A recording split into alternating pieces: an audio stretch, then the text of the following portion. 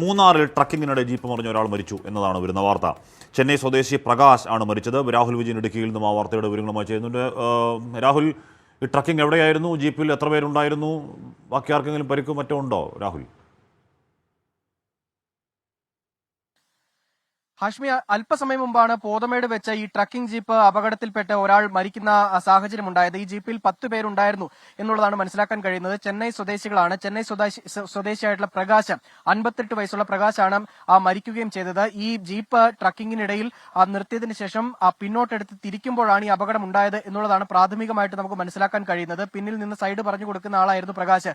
ഈ ജീപ്പ് വന്നിടിച്ച് താഴത്തേക്ക് മറിയുകയായിരുന്നു. ഏകദേശം 50 അടി താഴ്ചയിലേക്ക് ഈ ജീപ്പ് പലതവണയായി മറിഞ്ഞു പോയി എന്നുള്ളതാണ് മനസ്സിലാക്കാൻ കഴിയുന്നത്. ജീപ്പിലുള്ള ഉണ്ടായിരുന്ന ബാക്കി 9 പേർക്കും പരിക്കേറ്റിട്ടുണ്ട്. ഇവരെ മൂന്നാർ ടാറ്റ ആശുപത്രിയിലേക്ക് കൊണ്ടുപോവുകയും ചെയ്തിട്ടുണ്ട്. ഈ മൂന്നാർ മേഖലയിലുള്ള ഈ ട്രക്കിംഗ് ജീപ്പുകളിൽ ചിലരെങ്കിലും അപകടകരമായ സാഹചര്യത്തിൽ അല്ലെങ്കിൽ അശ്രദ്ധമായ രീതിയിൽ വാഹനം ഓടിക്കാറുണ്ട്. ഇതും അത്തരത്തിൽ ഉണ്ടായ അപകടമാണോ എന്നുള്ളത് വിശദമായി പരിശോധിക്കുമെന്നാണ് പോലീസ് പറഞ്ഞിരിക്കുന്നത്. ഈ ട്രക്കിംഗ് കഴിഞ്ഞ് റിസോർട്ടിലേക്ക്, പോതമേടുള്ള റിസോർട്ടിലാണ് ഈ തമിഴ്നാട്ടിൽ നിന്നുള്ള 2 കുടുംബത്തിൽ നിന്നുള്ള 10 പേര് താമസിച്ചിരുന്നത്. അവർ ആ റിസോർട്ടിലേക്ക് തിരിച്ചു പോകുമ്പോഴാണ് ഈ അപകടം ഉണ്ടായത് എന്നുള്ളതാണ് വളരെ പ്രധാനപ്പെട്ട കാര്യം. അതിൽ ഒരാൾക്ക് മരണം സംഭവിച്ചിരിക്കുന്നു എന്നുള്ളത് സങ്കടപ്പെടുത്തുന്ന കാര്യം കൂടിയാണ് ഹാഷ്മി.